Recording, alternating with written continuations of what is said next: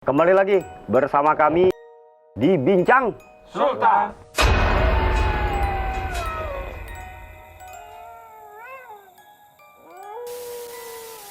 Nah, ada satu fenomena yang memang menarik kita bahas, khususnya bagi kita atau masyarakat yang mencari eksistensi.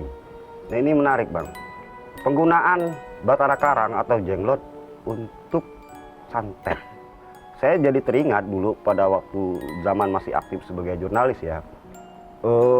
Ini fakta yang menjadi perdebatan dan sampai sekarang juga adalah itu tadi.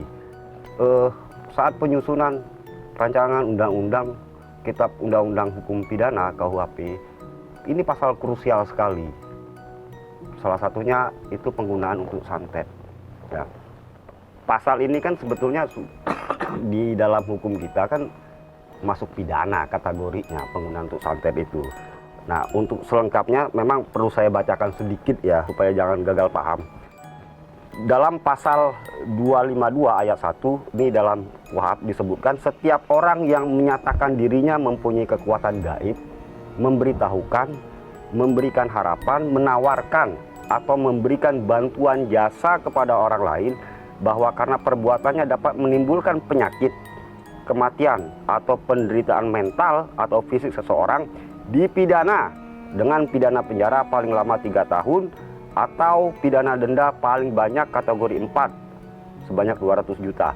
Termasuk yang kita bahas tadi itu, jika setiap orang melakukan perbuatan tersebut untuk mencari keuntungan yang pesugihan ya, atau menjadikan mata pencaharian atau kebiasaan, pidananya ditambah 1/3.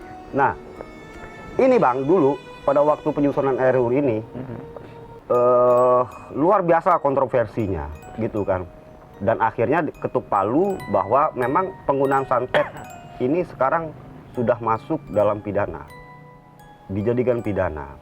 Nah, itu berangkat dari fakta itu tadi, karena memang masif ya, termasuk di masyarakat kita di perkotaan maupun pedesaan. Jangan jauh-jauh deh, misalkan di tengah keluarga besar kita orang nggak suka, iri apa segala macam, maka dukun bertindak santet. Gimana Bang?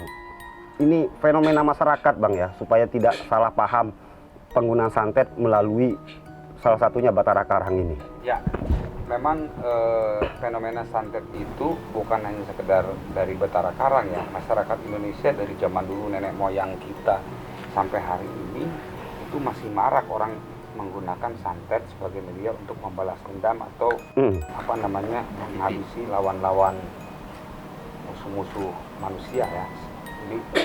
Jadi ya itulah, kalau sebelum kita membahas lebih jauh tentang santet batara karang, jadi ingat ya sahabat Sultan, jangan sekali-kali kita tersesat dan berkolaborasi atau bersekutu dengan iblis atau dengan jin kafir.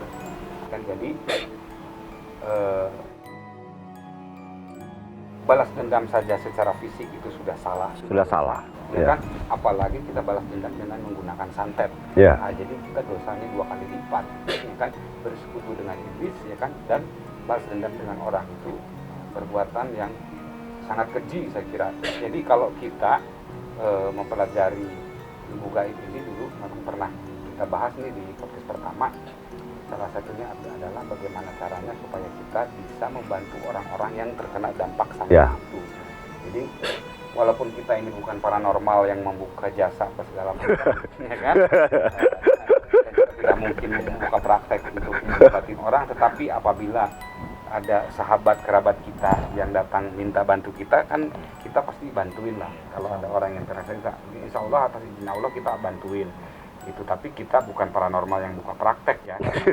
Kita pun membantu dengan ikhlas tanpa meminta bayaran apapun lah itu. Tapi ini sifatnya terbatas ya, bukan jangan sampai habis ini gara-gara kita ceritain orang berbondong-bondong kan gitu. Oh, sudah ada yang DM ke saya. Ya, termasuk kita juga namanya. Tapi memang Bung Alpi sampai hari ini mungkin ya termasuk tadi yang kita ceritain di awal itu, bahwa ada jenglot yang kita tangkap itu kan sebenarnya prosesnya jenglot yang kebetulan dipakai untuk menyantet kerabat kita lah, apa namanya, kolega kita lah yang kita kenal. Jadi kita tangkap jenglotnya, kemudian kita eksekusi dia.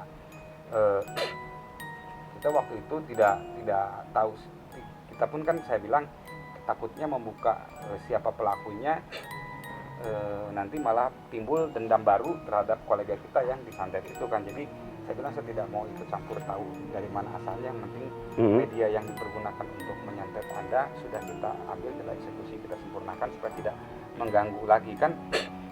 Si Betara Karang ini kan tidak digunakan ke dia saja, sebelumnya juga mungkin sudah banyak digunakan hal-hal untuk yang lain, dipakai untuk hal kepada orang lain, dan kalau tidak kita binasakan dia, kemungkinan besar kan akan dipergunakan untuk menyantet orang lain lagi kan. Jadi lebih baik kita sempurnakan, kita eksekusi dia lah, supaya tidak terjadi hal-hal yang tidak diinginkan ke depan. Jadi sekali lagi sahabat Sultan, jangan pernah coba-coba menggunakan jasa santet, apalagi dengan Betara Karang.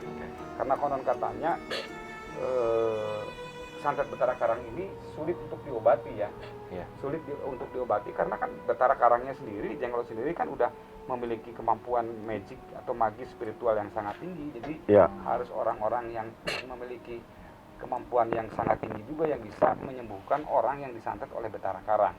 Jadi itu Betara Karang itu kan memang karena dia kemampuannya luar biasa, bisa digunakan untuk pesugihan, bisa digunakan juga untuk menyantet orang, bahkan bisa digunakan juga untuk pengasihan kan, macam-macam. Nanti bab pengasihan kita bahas setelah inilah. Melihat dari pengalaman, saya kebetulan beberapa kali menemukan orang yang terkena santet Betara Karang ini, yang pasti pertama kali itu badan lemes, pucat, karena darah dihisapnya pelan-pelan kan. Jadi kan ini kan sebenarnya kan tergantung yang nyuruh nih, dukunnya ini. Si dukunnya nyuruhnya kayak gimana nih kan, misalkan nih datang nih orang ke dukun santet yang menggunakan media Betara Karang, pasti si dukunnya nanya, mau seperti apa kamu, mau langsung dimatiin atau dibikin sakit dulu. Ya karena manusia ini saking dengki dendamnya, dia bilang jangan langsung mati katanya, ya kan, percaya dulu ya kan, dideritakan. Iya, disuruh menderitakan, kasihan gitu. Nah, jadi biasanya dibikin lemes, sakit dulu, panjang, lama, lemes, kayak orang kurang darah lah, karena memang darahnya dihisap pelan-pelan kan, sampai dia kering lalu mati. Gitu. Ini kan si jenglot ini atau itu Betara Karang ini dijadikan sebagai mediator. Nah, dianya itu datang ke rumah, misalkan ke rumah si target. Nah, si target bilang, wah, nggak mau. Target datang ke rumah Bang Alfi, atau dia nyangkut atau bentuk secara fisik jenglotnya, atau gimana Bang? Mungkin. Oh iya, si jenglotnya disuruh datang, misalkan di Kegilang gitu kan. Dikembalikan lagi ke lo. Datang orang sini, Mbah ya kan, minta tolong nih, saya sakit hati sama Gilang, gimana caranya ya? Si dukun itu yang ngirim Betara Karangnya ke tempat Gilang atau ke tempat target itu. Jadi dimakan pelan-pelan, dihisap pelan-pelan. Mungkin karena kita masih ditemani oleh dua tokoh spiritual selain saya, Mas Trimo dan Kang Hasan, mungkin ada pengalaman Mas Trimo tentang santet Betara Karang yang bisa diceritakan? Karena kan selain di fisik badan, mungkin kan ada ciri-ciri misalkan bau lah atau apa, mungkin bisa. Mungkin Mas Trimo ada pengalaman. Ciri-ciri orang yang kena santet, sepengalaman saya agak tinggi suaranya. Tahu jenglot, dia bisa dilihat dengan fisik juga dengan batinnya. Kalau dengan fisik, ciri-ciri ada di mata.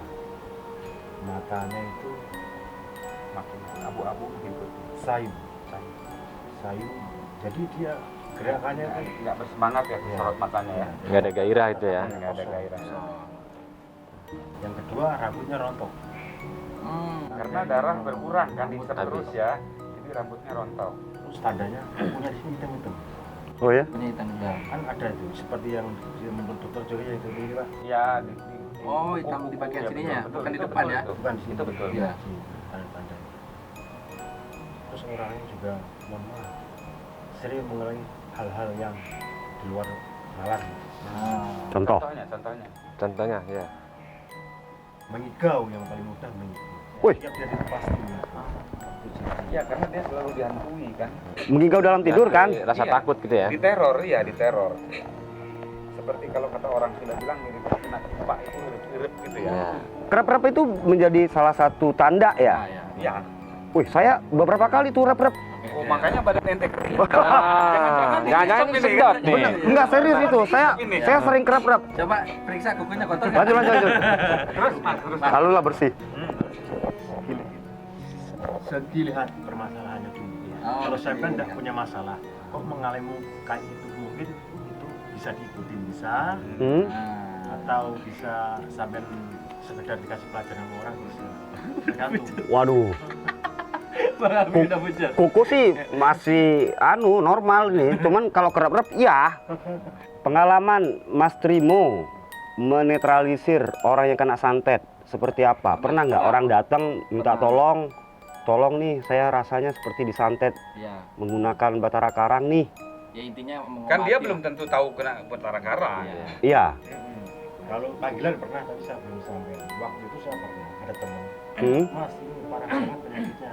Udah saya bawa sono kan gitu. Logika sebenarnya nggak masuk. Saat mau datang, saya ketok pintu, assalamualaikum. Pintunya itu udah ada yang menghadang. Ternyata itu udah ada perjanjian, saya nggak ada kaitan. Jadi tidak dibolehkan sama, karena dia sudah leluhurnya. Jadi ada perjanjian leluhurnya. Oh. Mas, ibarat saya bahasa Mas ya. Ah. Mas sampai jangan ikut campur. Ini urusan ingsun taruh leluhur. Jadi saya sebatas sudah pulang lagi. Kenapa pulang? Maaf saya nggak kuat, saya nggak bisa apa-apa. Sebenarnya masa menjelaskan nggak mungkin kan? Itu Karena ini ada perjanjian Ya. leluhurmu dengan dia. Ya betul. Ini Batara Karang itu memang bukan main-main mas. Oke, berarti tadi Jadi ada- sebenarnya kalau menurut keterangan Mas Trimo tadi Ah. itu bukan santet betara karang, tetapi memang leluhurnya dia punya perjanjian dengan betara karang. Bisa jadi sebenarnya mereka pernah melakukan pesugihan betara karang, ya kan? Nanti berperjanjian nih, nanti kamu dan keturunanmu beberapa akan ditumbalkan untuk dia. Atau bisa juga mungkin si dulu leluhurnya menggunakan batara karang ini untuk mengerjain orang, menyantet orang, tapi perjanjian nanti anak cucumu beberapa kali ya kan akan dikerjain lah oleh batara karang atau ditumbalin lah, kira-kira gitu mungkin Mas ya. Gitu. Kalau dilihat indikasinya seperti yang diceritakan itu tadi gitu kan. Itu memang nampaknya memang batara karang yang digunakan. Iya. Karena apa? Awet sekali. 3 generasi itu bisa menghabiskan 100 tahun loh, 1 abad loh. Iya. Gitu kan. Iya. Nah, bagaimana Abang Sultan untuk menetralisirnya? Jadi mereka ini udah berobat kemana-mana apa segala macam, tapi kan dia nggak tahu karena udah mati kan si Nenek moyangnya yang melakukan bikin perjanjian atau perserikatan dengan Batara Karang. Jangan pernah sekali-kali kita tergiur dengan pesugihan atau dengan santet Batara Karang, karena pasti apapun ceritanya manusia yang membuat pesugihan ataupun santet dengan Batara Karang ini akan membuat perjanjian. Ya. Jadi kalau kita membuat perjanjian dengan Batara Karang sama kita membuat perjanjian dengan iblis. Dan itu pasti tawarannya adalah kalau kita gelap mata ya, pasti dia mungkin bisa, misalkan aku makan anak cucu keturunanmu kalau kamu kaya tapi 7 keturunan, mungkin setiap satu keturunan diambil satu. Itu kan sangat berbahaya. Jadi Betul. kita jangan terhipnotis, jangan tergiur oleh harta sesaat, tetapi akan merugikan bukan hanya sekedar kita, tapi anak cucu keturunan kita akan ditagih janjinya. Jadi ini kan bukan hal yang main-main ya kan dengan Batara Karang ini. Jadi kalau kita mau menetralisir tadi itu ya mau nggak mau memang harus berusaha mencari orang yang bisa mendeteksi keberadaan si Batara Karang yang membuat perjanjian dengan leluhurnya ini. Jadi asal Batara Karang ini yang dicari karena si Iya. tuannya kan udah meninggal. Udah yang membuat perjanjian Dia udah dengan meninggal. leluhurnya yang buat perjanjian dengan Batara Karang kan sudah nggak ada ratusan tahun yang lalu mungkin. Betul. Kan kita nggak tahu nih dia mengambil 3 generasi, 5 generasi, 7 generasi atau bahkan mungkin 9 generasi, kan kita nggak tahu. Jadi mesti kita cari itu penyakitnya yang bernama Batara Karang yang membuat perjanjian dengan leluhurnya. Jadi mereka. Batara Karangnya yang dicari ini. Iya. Kalau kita obatin sekarang nggak bisa, besok akan gitu lagi.